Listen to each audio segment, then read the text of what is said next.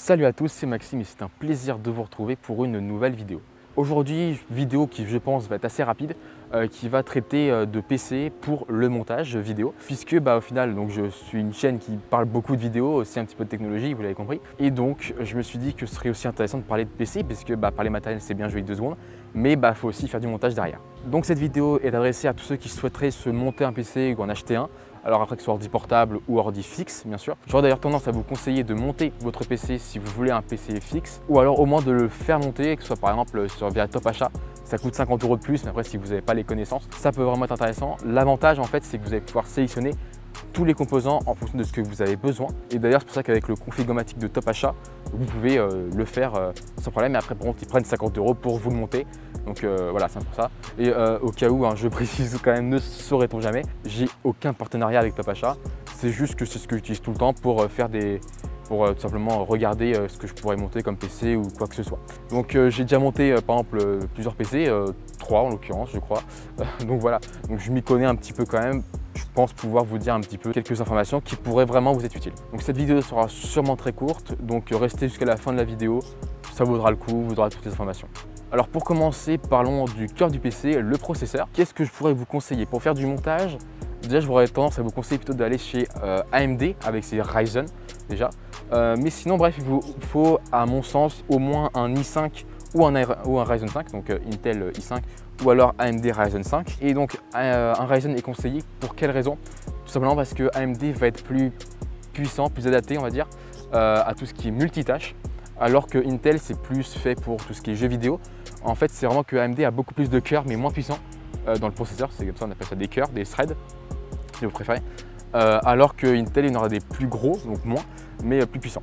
Donc j'aurais vraiment plutôt tendance à vous conseiller d'aller chez AMD, surtout que AMD est aussi beaucoup moins cher, donc ça a toujours à mon avis un sens. Après, si vous allez sur de l'ordi portable, mais pas Windows du coup, il y a Apple en vérité, et à ce moment-là, je vous conseille d'aller sur évidemment les puces M1 ou M2 à la limite maintenant qui sont tout juste sorti. En dessous, donc tout ce qui est Mac Intel, j'aurais très peu tendance à vous conseiller. Après, si vraiment vous le trouvez à vraiment pas cher du tout, pourquoi pas. Mais après, le problème c'est que ça risque de vieillir mal, etc. Les puissances ne sont pas très bonnes.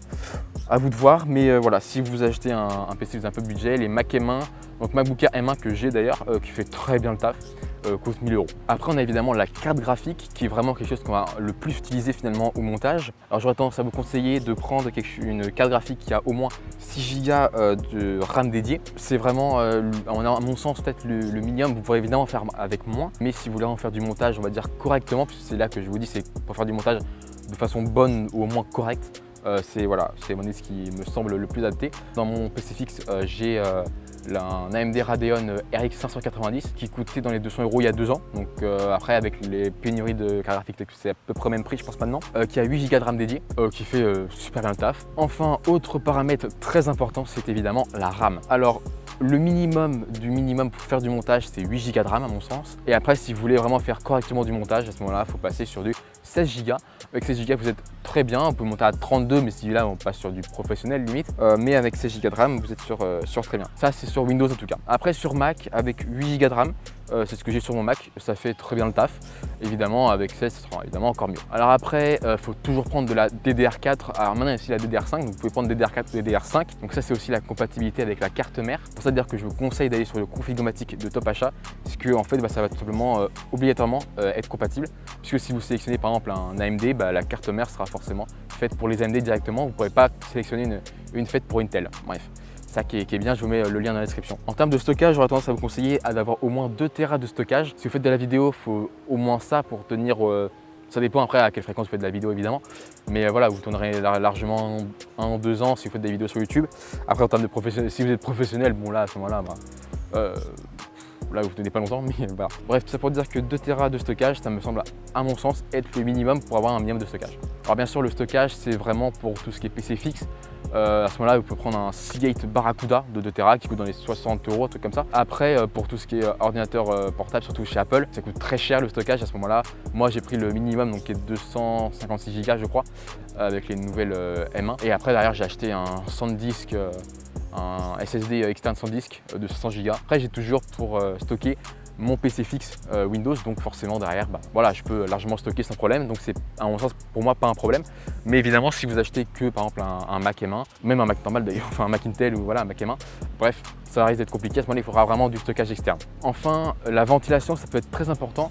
Sur mon Mac M1, c'est pas spécialement un problème, il n'y en a pas d'ailleurs sur mon MacBook Air M1.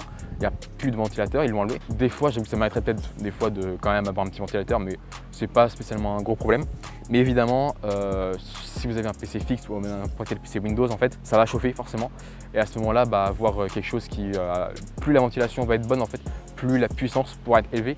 Parce que en fait, si vous avez une ventilation nulle, la puissance par exemple de processeur de votre carte graphique va être bridée. Et enfin, un autre paramètre à prendre en compte, c'est l'alimentation. Donc à ce moment-là, ça dépendra évidemment de ce que vous prenez. Mais si vous prenez voilà, le minimum de ce que j'ai pu vous dire, donc pour un PC fixe en tout cas, à ce moment-là, il faudra monter sur du 450 watts.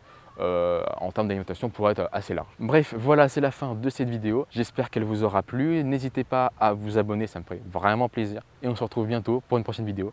Allez, ciao ciao!